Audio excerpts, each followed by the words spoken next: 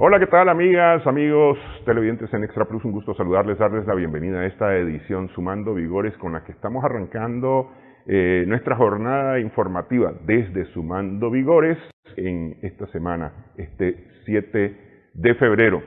Ayer domingo, al sur de Nicaragua, en Costa Rica, se realizaron las elecciones presidenciales en primera vuelta. Ninguno de los candidatos obtuvo más del 40% necesario para lograr postularse a la presidencia. Por lo tanto, habrá una segunda vuelta sobre este tema, sobre las elecciones, sobre la segunda vuelta. Vamos a hablar con el doctor William Méndez Garita. Él es periodista, es politólogo, abogado, es profesor de política en la Universidad de Costa Rica. Muchas gracias por estar con nosotros, William. Néstor, Manuel Espinosa, un gusto escucharte. A los amigos y amigas, hermanos nicaragüenses también, un gran abrazo solidario y nuestro mejor deseo para tu pueblo. Como no, muchísimas gracias. William, yo lo conozco ya hace un tiempito, desde los 90 nos conocemos, hemos tenido una muy buena amistad y pues con confianza recurro a William para que nos ayude a entender un poco qué es lo que está ocurriendo allá en Costa Rica. Muchísimas gracias, William. Para servir, con mucho gusto. Bueno, empecemos con de atrás para adelante, si querés, es decir, con lo más reciente, ¿no? Unas elecciones en la que tal vez sin ninguna sorpresa José María Figueres Olsen obtiene la mayoría de los votos, no lo suficiente para hacerse con la presidencia en esta primera vuelta, pero sí para correr hacia la segunda vuelta. La sorpresa está en con quién va a enfrentarse en esta segunda vuelta, que resulta ser Rodrigo Chávez, que en las encuestas no aparecía muy favorecido. Sin embargo, aquí está para correr la segunda vuelta. Una verdadera sorpresa. ¿Qué crees que pasó en esto?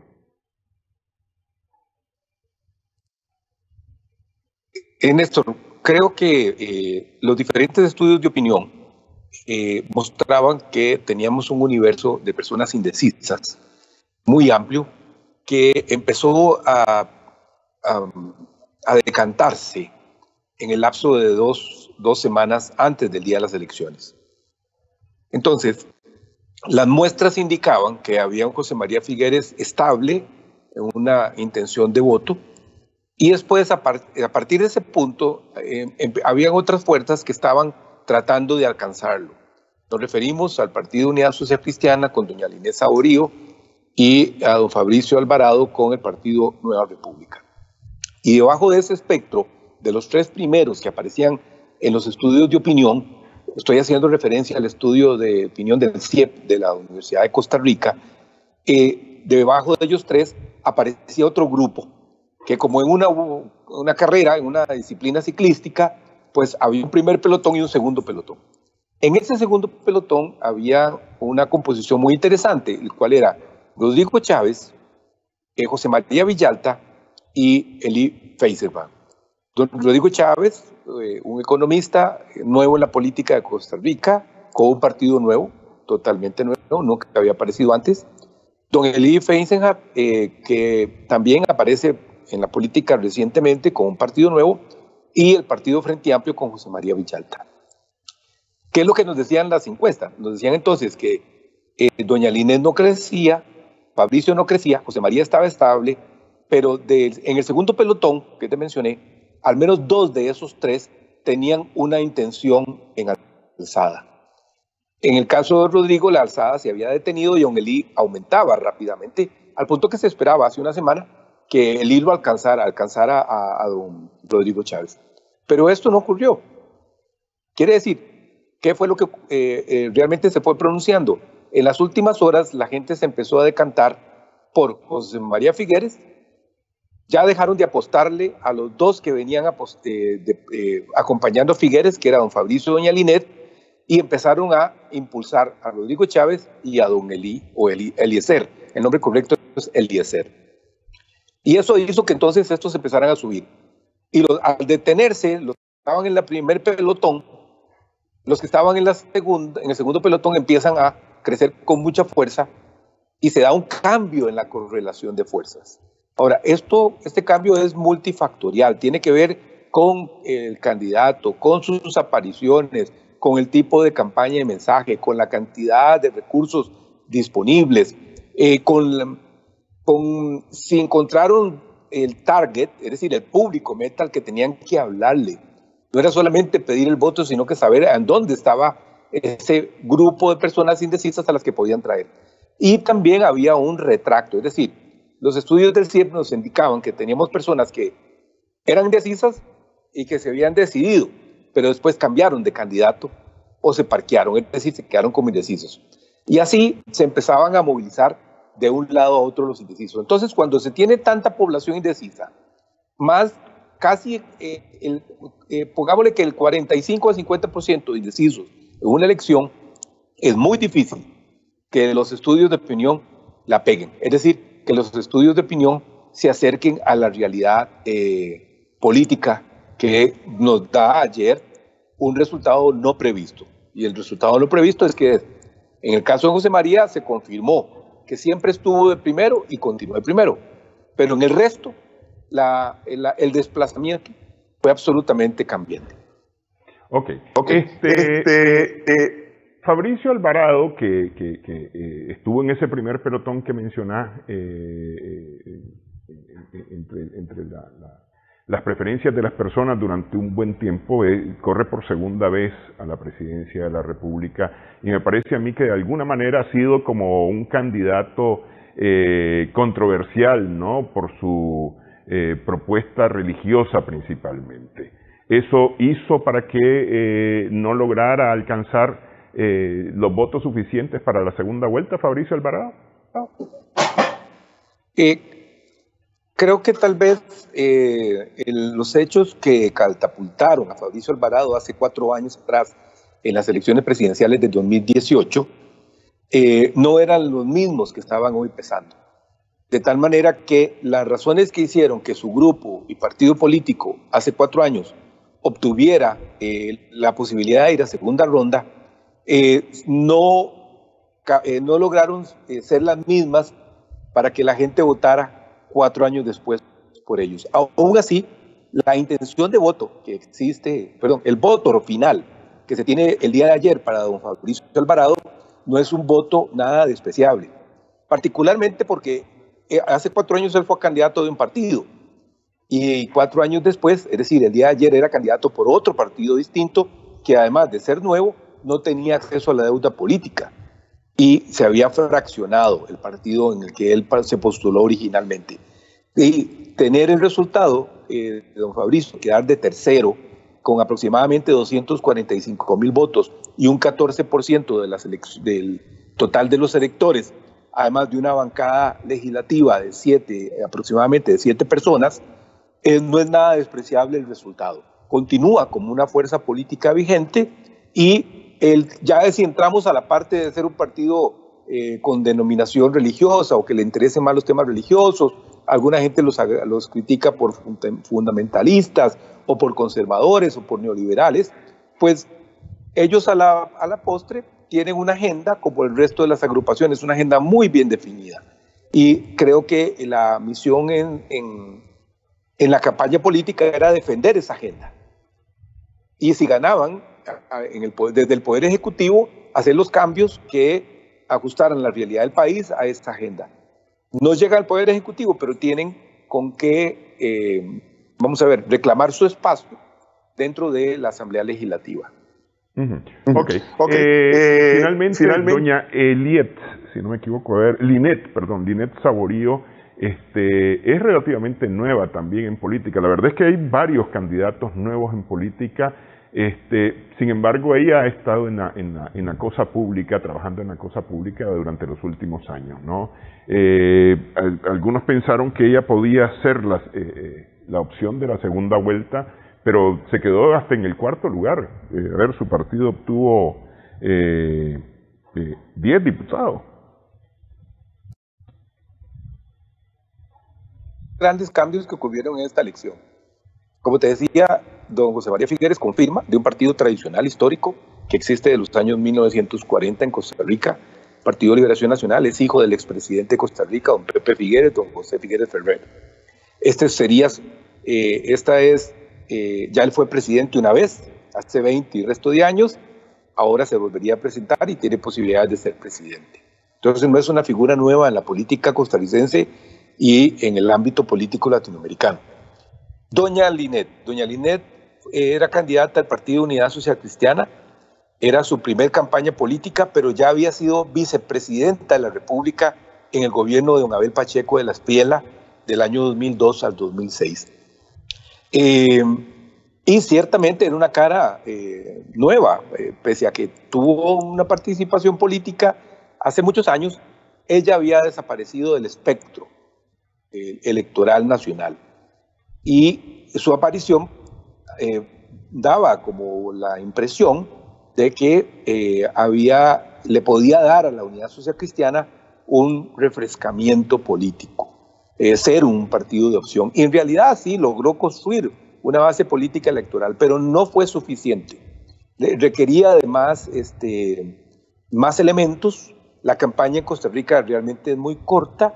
Ella entró muy tarde al proceso político, 2 o 3 meses antes de la inscripción de la candidatura. Entonces, estos elementos pudieran haber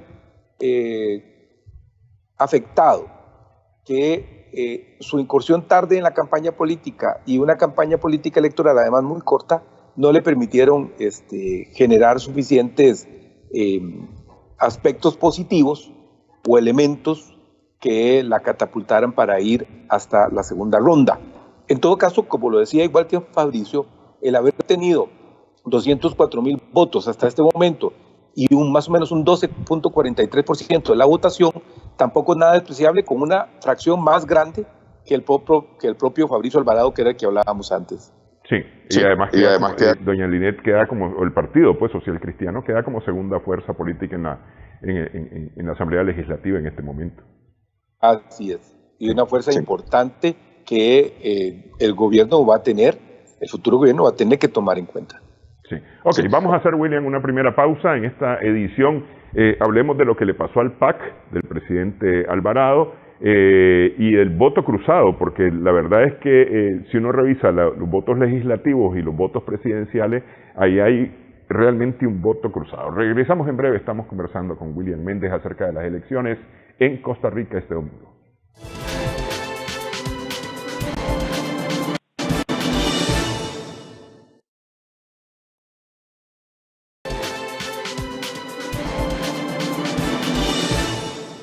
Continuamos sumando vigores en Extra Plus con William Méndez Garita. Estamos conversando, abogado, politólogo, periodista, es catedrático universitario y profesor de Ciencias Políticas en la Universidad de Costa Rica. Muchas gracias nuevamente, William, por continuar con nosotros para entender lo que está pasando, cómo se está dibujando el mapa político o el próximo gobierno, cómo va a ser la gestión de los siguientes 4 años en Costa Rica. El voto cruzado funcionó bastante bien en Costa Rica, de manera que aunque Rodrigo Chávez quede en segundo lugar para correr a la segunda vuelta, su partido está en el tercer lugar en el legislativo. Tendría 9 diputados, es decir, estos son datos preliminares, ¿no? Tendría 9 diputados, mientras Unidad Social Cristiana de la señora Saborío estaría con 10 diputados y 19 tendría el señor Figueres, ¿no? ¿Por qué esto? ¿Por qué ocurre esto? Es decir, entiendo yo que la elección evidentemente es por cantones, ¿no? Es decir, por circunscripciones. Y eso seguramente es lo que más influye en este resultado. Sí, pues gracias por los títulos, pero solo soy profesor universitario y no catedrático, porque esa es una clasificación más alta en la que mis colegas de la universidad no se sientan ofendidos. Ya, ok. Pero gracias. Pero gracias. Ve, ¿qué es lo que ocurre? En Costa Rica tenemos un sistema o un modelo que reparte 57 escaños a la Asamblea Legislativa.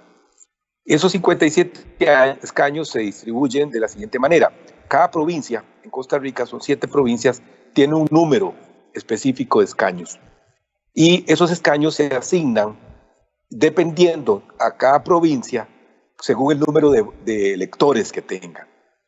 Entonces hay provincias que han tenido más diputados antes, pero si se reduce la cantidad de personas que viven en ese lugar y aumenta en otro lugar, lo pierden unos y ganan el escaño en otros.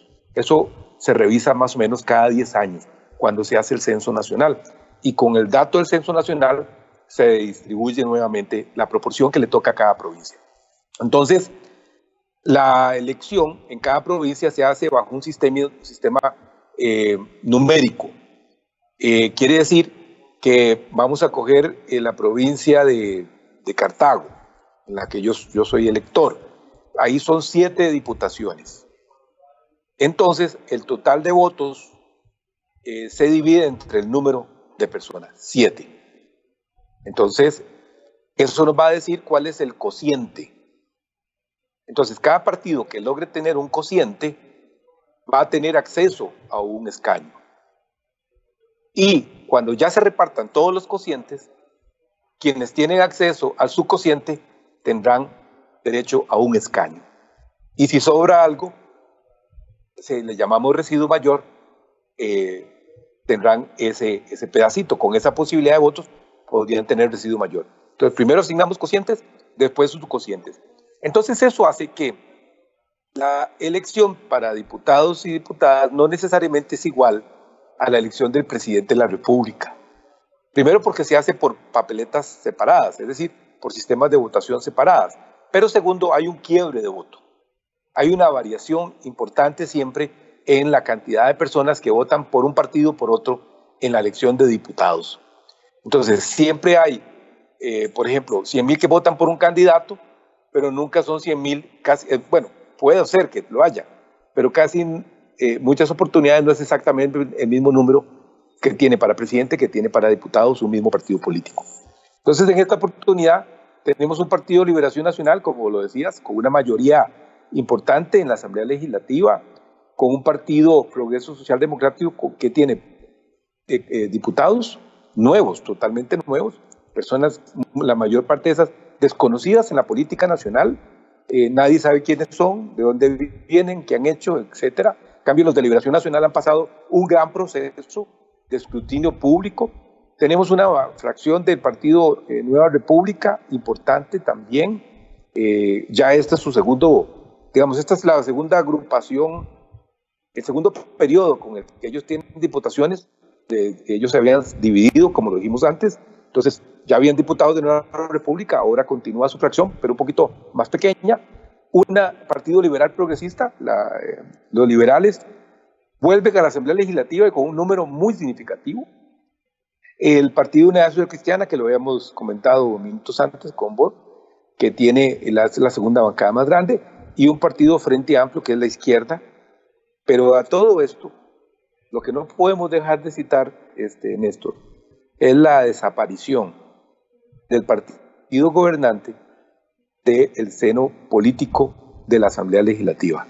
Es decir, el partido Carlos Alvarado, que tiene 8 años en el gobierno, primero fue Luis Guillermo Solís y ahora don Carlos Alvarado, que nació en las elecciones del 2002 y que han tenido representación legislativa desde el 2002, los próximos 4 años no va a estar en la Asamblea Legislativa.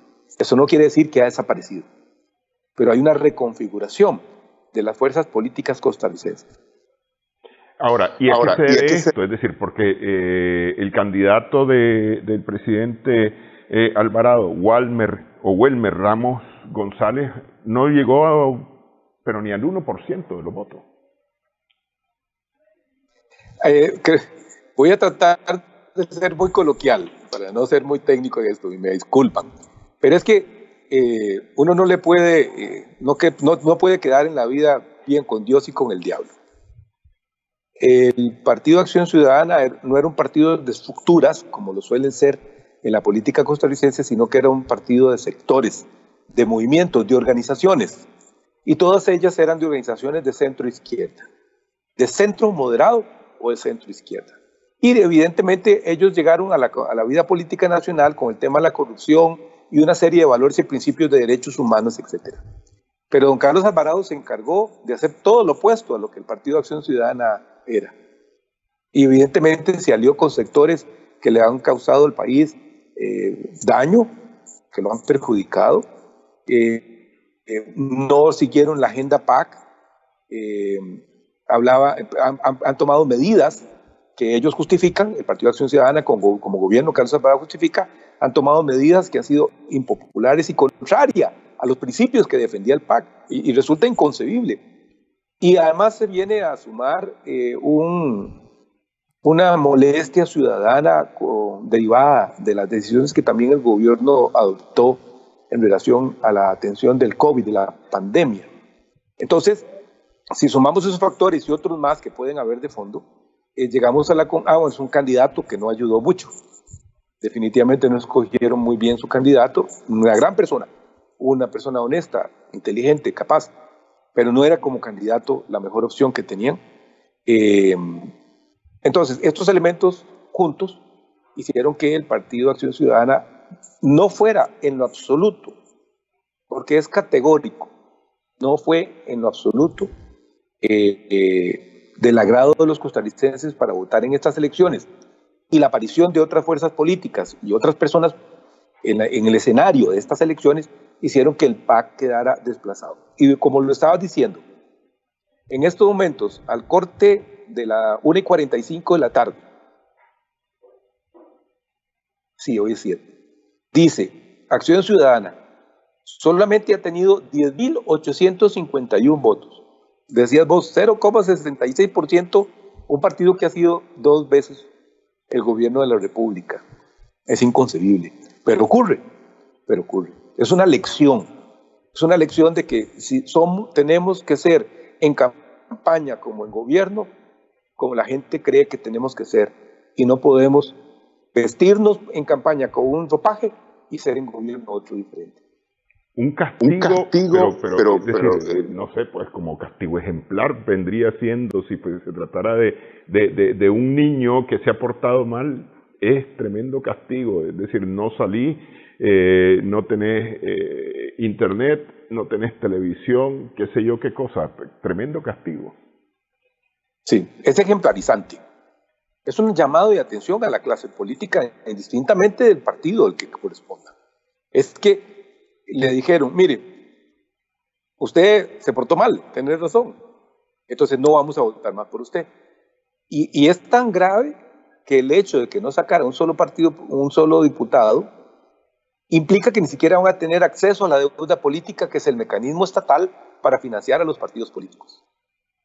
Entonces, casi que van a empezar de nuevo, de cero, para las próximas elecciones. Y las inmediatas que tenemos dentro de 2 años son las elecciones municipales, es decir, donde cambian los 83 municipios del país.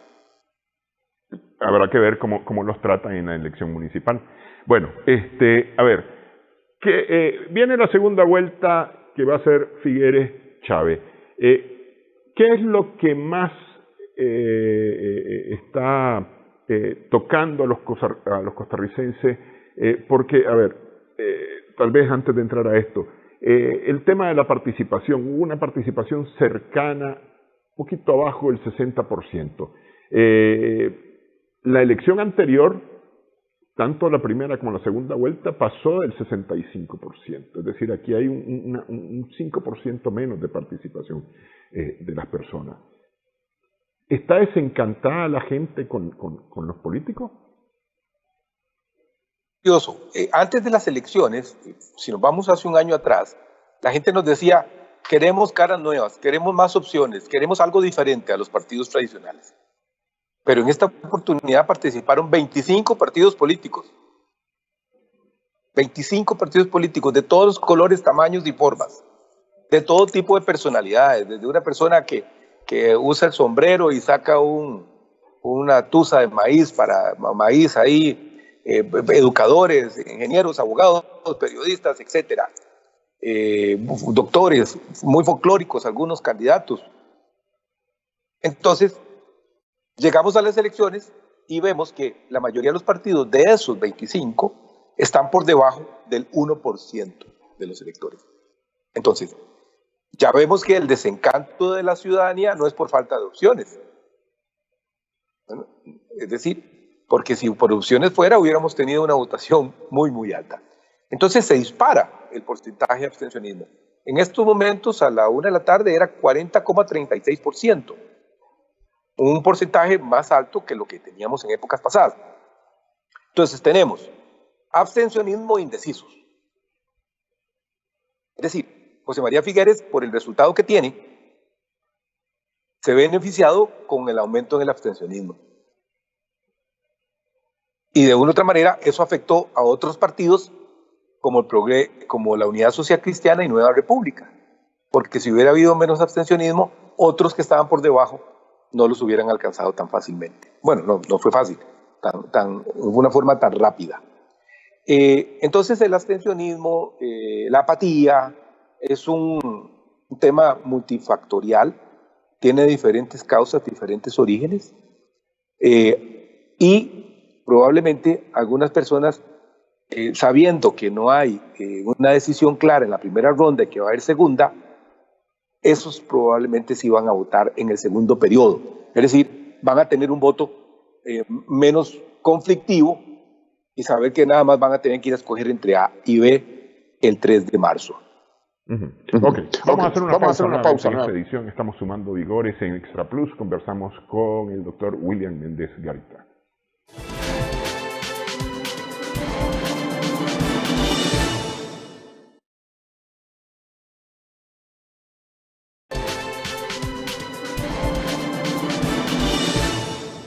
Continuamos sumando vigores en Extra Plus. Estamos conversando con William Méndez Garita, periodista, politólogo, abogado, profesor de Ciencias Políticas de la Universidad de Costa Rica.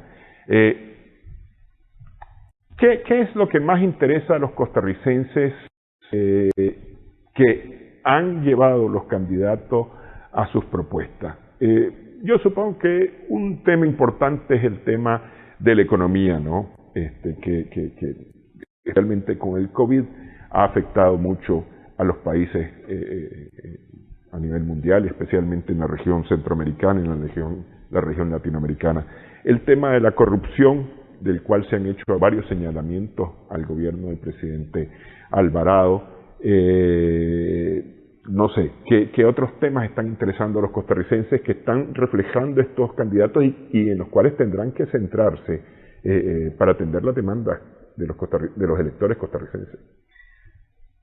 Es curioso porque en las encuestas del Centro de Estudios e Investigaciones Políticas de la Universidad de Costa Rica, el CIEP, nos dan a veces una opinión y a veces en campaña electoral la gente se decanta por otros temas. Por ejemplo, hay un interés muy marcado en la ciudadanía de luchar contra la corrupción. Hay un interés muy marcado en la economía de una estabilidad económica. Hay un interés muy marcado en el ciudadano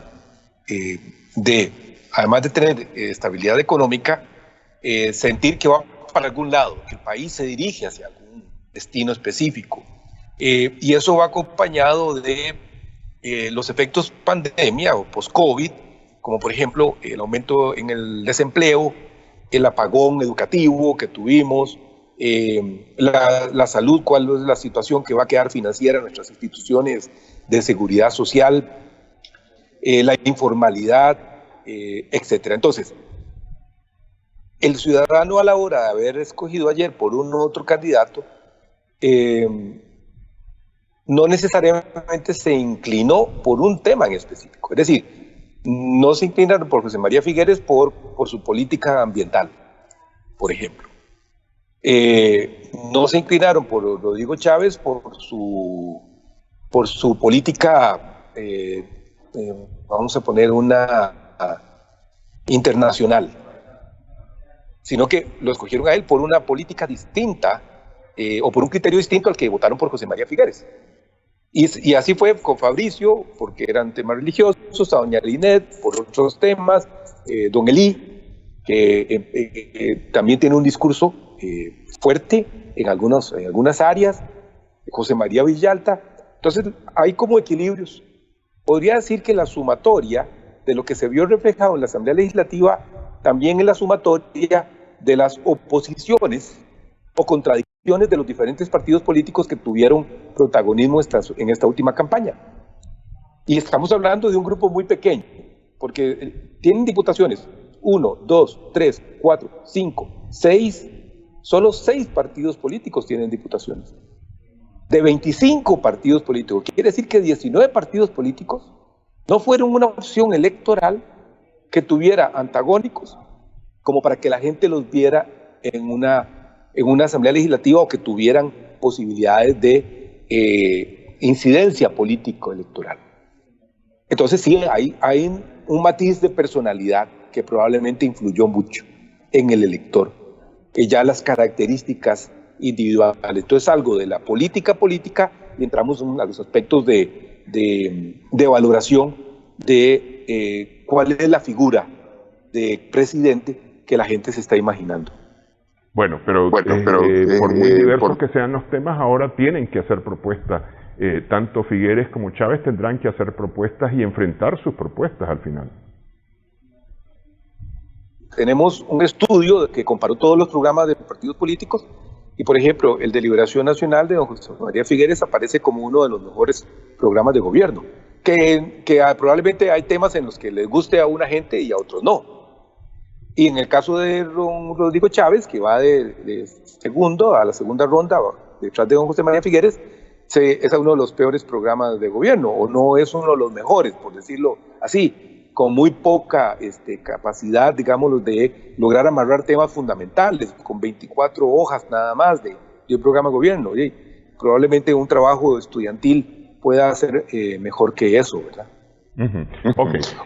Los dos candidatos tienen similitudes y tienen algunas diferencias. A ver, entre las similitudes, durante su administración, José María Figueres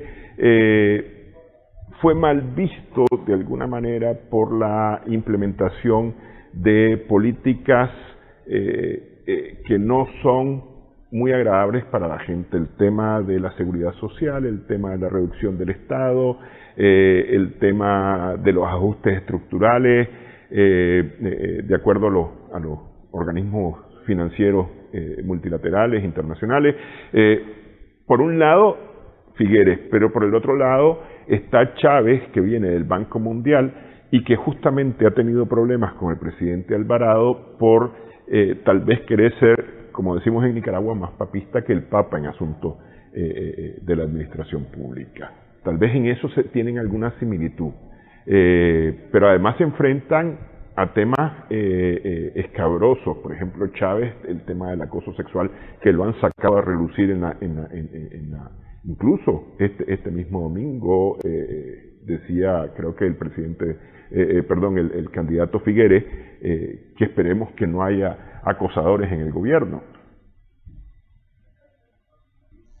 Voy a buscar aquí una noticia, si me das un segundito para verificar si esa noticia es cierta, y tiene que ver con la BBC, pero dice así, en donde hacen una comparación entre los dos candidatos que están en la segunda ronda, es decir, cuáles son las ventajas y las desventajas que pueden tener.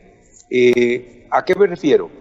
Un José María Figueres cuestionado por algunas cosas de su pasado político en Costa Rica y un Rodrigo Chávez cuestionado por su paso tanto en el Banco Mundial como su paso muy breve en el gobierno de la República en la campaña en el gobierno de don Carlos Alvarado.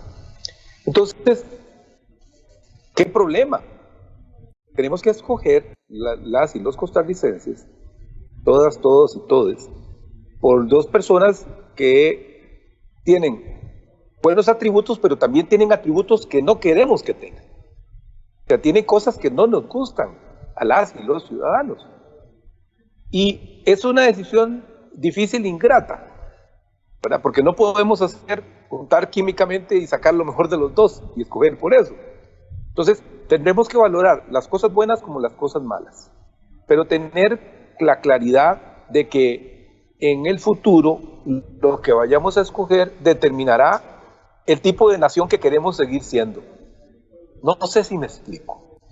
No se trata de escoger el que tenga mejores atributos o el que tenga menos cosas malas. Se trata de escoger a aquella persona que mejor represente la idiosincrasia costarricense, que represente los mejores valores costarricenses, los mejores anhelos costarricenses, aquellas cosas que nos hacen definirnos como ticos.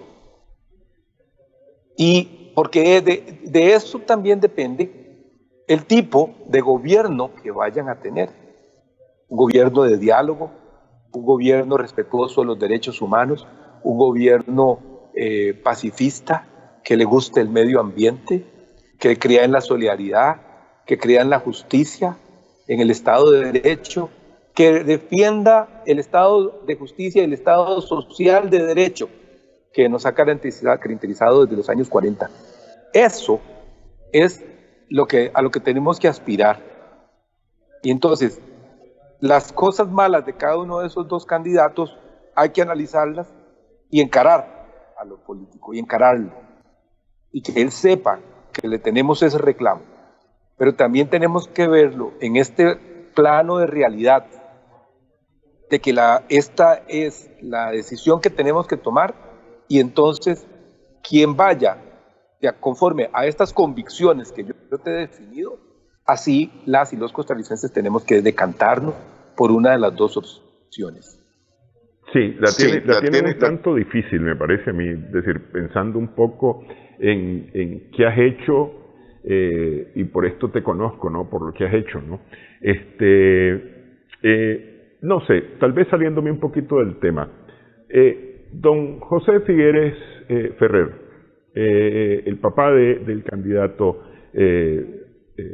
Figueres Olsen, es el padre, digamos, de la Segunda República, lo que le da estabilidad a Costa Rica hace 70 años, ¿no? Lo que logra catapultar a Costa Rica hasta donde ha llegado. ¿Hace falta un nuevo pacto social en Costa Rica de ese estilo? Creo que hemos desarrollado en el sistema político costarricense la evolución del pacto social de una forma institucional, es decir, de ir haciendo los cambios en una forma progresiva. Siempre es necesario el diálogo social, y una de las cosas en esto, ahora que hablábamos del gobierno de Carlos Alvarado, es que Carlos Alvarado tuvo cero diálogo social. Para ponerte una cosa un ejemplo que puede sonar un poco irrisorio, es que convoca un diálogo social, pero él escogió a las personas para hacer el diálogo social y mandó al desprecio a las organizaciones legítimamente establecidas para el diálogo social, y les dijo: hagan ustedes su actividad allá, yo tengo la mía. Entonces, el diálogo social siempre es importante en una democracia, en un sistema de participación ciudadana, no solamente para formar opinión pública, sino que también para la toma de las decisiones. Sí están obligados el próximo gobierno, así como estuvo Carlos Alvarado obligado al diálogo social, solo que en el caso de los 4 años que vamos a terminar no existió. El nuevo gobierno debe estar muy comprometido a ello. Ahora, yo soy de la tesis, con un conjunto de amigos y amigas, abogados y politólogos, de que Costa Rica ya está llegando al final del sistema de modelo presidencialista y que estamos dando pasos muy, muy agigantados hacia un modelo de parlamento o parlamentario, con la figura de un primer ministro que sea electo por las mayorías que se constituyan en el parlamento, en la Asamblea Legislativa. Entonces, creo que vamos a ir poco a poco cimentando las bases para hacer esa reforma constitucional, decirle adiós al modelo presidencialista, que además muestra en nuestro sistema costarricense un desgaste, un debilitamiento, una decepción, y pasar al modelo parlamentario muy parecido a los modelos europeos, en donde la figura, si se conserva la figura del presidente de la República, será un acto muy simbólico, pero no tiene sentido estar pagando 2 salarios cuando podemos pagar solo uno. Sí, sí. ¿Alguno de los candidatos ofrece esto? Es decir, sería como el más confiable para poder trabajar de cara a la continuación de la actualización del pacto social, del diálogo social, poder avanzar hacia un régimen parlamentario. Es bueno que algunos de los candidatos presidenciales hablaran de la constitución del Consejo Económico Social, como funciona en varios países. En Costa Rica tenemos algo parecido a través de la Asamblea del Banco Popular, Asamblea de Trabajadores del Banco Popular, pero está creada para un fin, pero ha servido para ese diálogo social. Y te digo, esa fue la organización que el presidente no quiso tomar en cuenta, siendo que es la legítimamente nombrada por todos los actores sociales más importantes del país. Entonces, hay propuestas para crear el Consejo Económico Social y hemos tenido la oportunidad, algunos que creemos en esta tesis de pasar al modelo parlamentario, de hablar con los candidatos y los partidos políticos y hacerles ver la necesidad de que empiecen a dar ese paso. Hay temor, como todos los cambios relevantes, de hacerlo, pero creemos que al haberse incorporado ya a las discusiones de la reforma del Estado, de cómo mejorar nuestras instituciones, este tema hemos avanzado un paso y probablemente en los próximos 4 años se presente a la Asamblea Legislativa una reforma formal para la Constitución para hacer ese cambio. Si se va a aprobar o no, pues probablemente, siendo optimistas, llevará algunos años, más que 4, pero empezarlos a dar el paso para tener esta nueva reformulación y ser uno de los países de Centroamérica, uno de los primeros países de Centroamérica que le pongan fin al modelo presidencial para pasar al parlamentario, pues sería pues algo agradable para hacer. Ok, y además funcional, ¿no? Sobre todo funcional. Que algo funcional, que nos funcione, ese es el objetivo. Sí, ok, vamos, hacemos nuevamente una pausa, una última pausa en esta edición, al regresar un tema importante para los dos países, que es las relaciones que tenemos Nicaragua y Costa Rica. Regresamos en breve.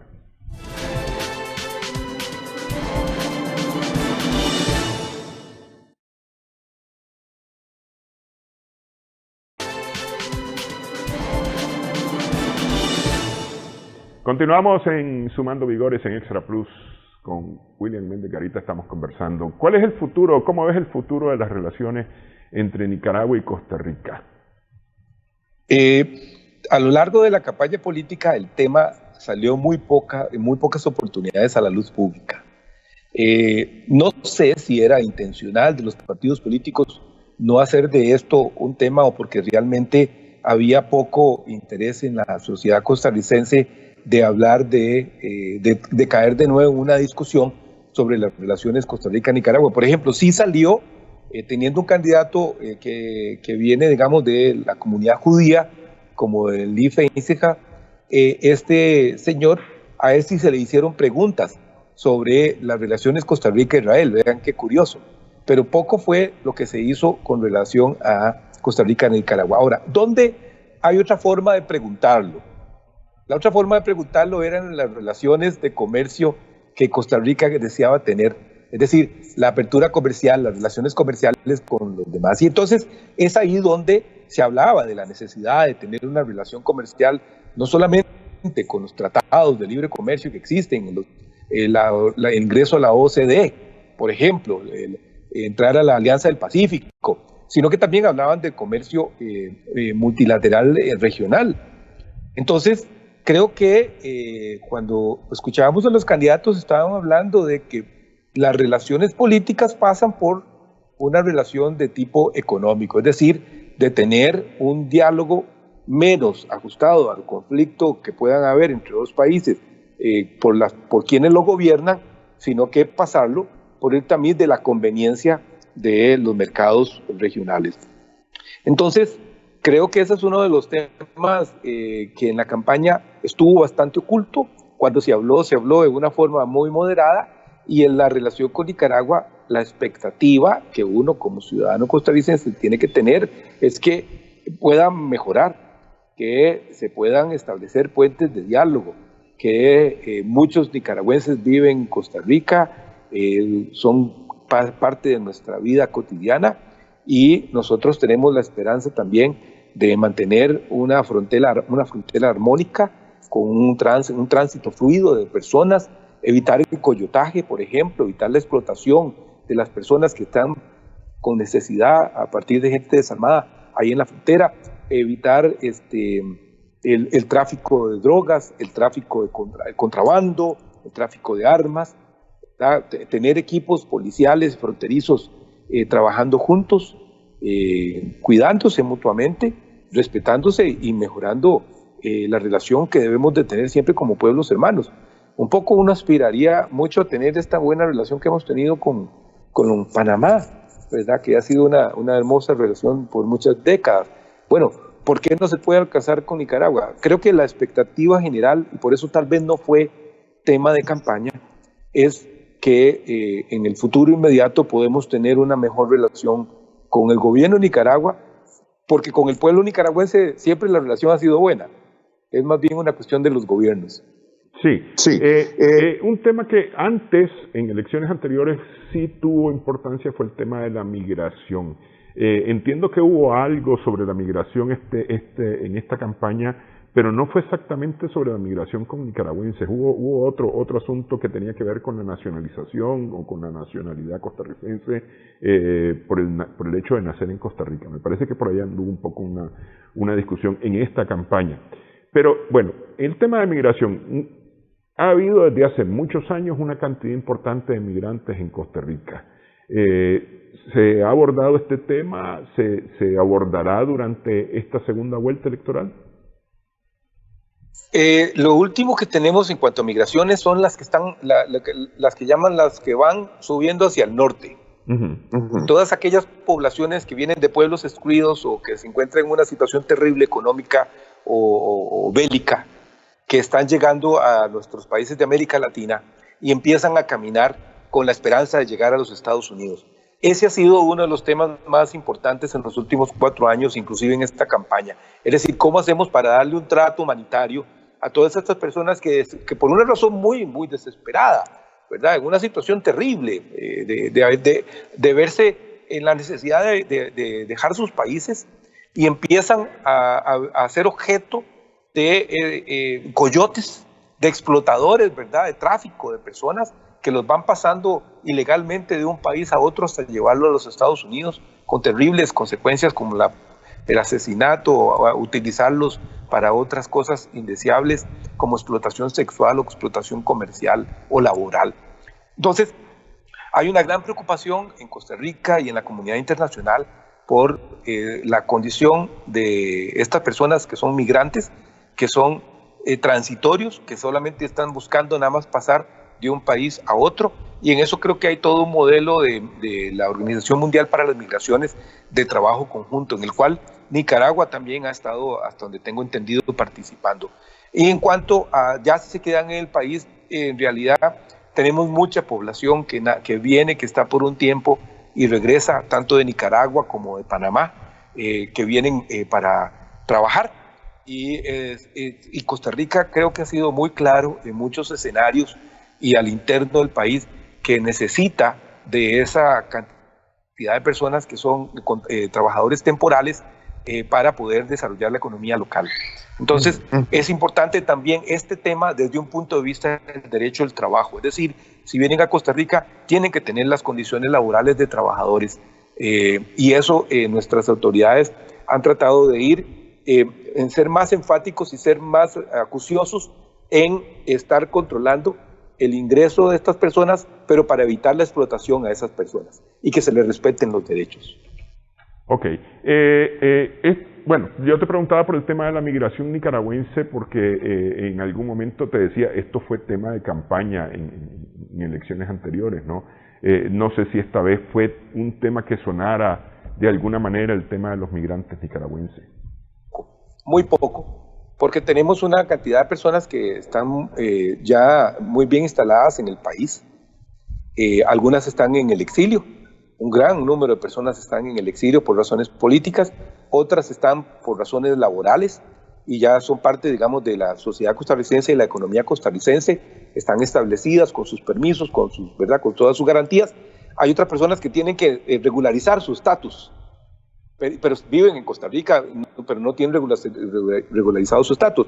Y tenemos un flujo de personas que entran tanto por la vía ilegal como por la vía legal. Entonces, no hay, pero es un número que se considera que es fluctuante pero estable. Y a veces es estacional, es decir, dependiendo de la época del año. Hay mucha salida de nicaragüenses de Nicaragua en Semana Santa y final de año, y después regresan, pero no todos los que fueron a Nicaragua regresan. Algunos se quedan de nuevo por allá. Entonces, es un flujo constante, permanente, que ya forma parte, digamos, de una conducta conocida por el país como personas migrantes. Entonces, yo creo que ya no es un tema nuevo, más bien se ha asimilado como parte de nuestra realidad. Y lo importante de esto es que las personas que viven en Costa Rica tengan el acceso a la salud, que tengan el acceso al trabajo digno, trabajo decente, y que puedan realizarse como personas en las actividades en las que ellas tengan la oportunidad de hacerlo, ¿verdad? Ok, finalmente, William, está el tema de la carretera costanera, que viene de Costa Rica y, entiendo yo, se construye en Nicaragua prácticamente desde el borde fronterizo hacia el norte.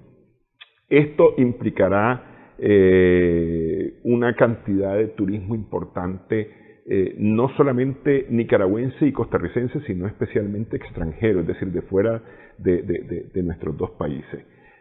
Hará falta tener un buen acuerdo entre los dos gobiernos para permitir justamente ese flujo migratorio entre las dos naciones. Sí, creo que Costa Rica y Nicaragua tienen que hacer muchos esfuerzos, no solo en ese tema. Es importante. Tenemos un flujo tan cercano en la frontera. Además, hay un grado de parentesco, de amistad, ¿verdad? Son como ciudades hermanas. Pasan y compran a un lado y se regresan. Creo que tenemos que establecer esa mecánica con la mayor facilidad posible para nuestras comunidades fronterizas, que son comunidades hermanas, con muchos inclusive elementos comunes de cultural. Y parentesco. Entonces, en parentesco, sí. Entonces, hay que tratar de fortalecerlo. Yo siempre he creído en la necesidad de que en la frontera norte tengamos un sistema muy cordial, de muy buena relación, y sobre todo con policía, si es necesario, hasta una policía mixta, ¿verdad? Costarricense y nicaragüense, para poder ejercer aquellos aspectos que realmente nos interesan controlar, como te lo señalaba, el tráfico de drogas, el tráfico de personas, pero me refiero cuando se trata de explotación de las personas, el tráfico de contrabando de materiales peligrosos, ¿verdad? De comestibles o consumo humano, el contrabando de ganado, que está afectando tanto la economía de los dos lados, fortalecer el turismo, con publicidad para el turista, para un buen servicio del turismo. A los dos nos sirve. Es que son las cosas que tienen que ponernos a trabajar juntos, ¿verdad? Como pueblos y como gobiernos. Claro. Bueno, quiero agradecerte, William, esta platicada para podernos ilustrar un poco aquí en Nicaragua acerca de este proceso electoral costarricense que se extiende hasta el 3 de abril, cuando se realice la segunda vuelta. Muchas gracias, William. Así es. Falta poco y con gusto atenderemos todas las consultas que ustedes quieren hacernos.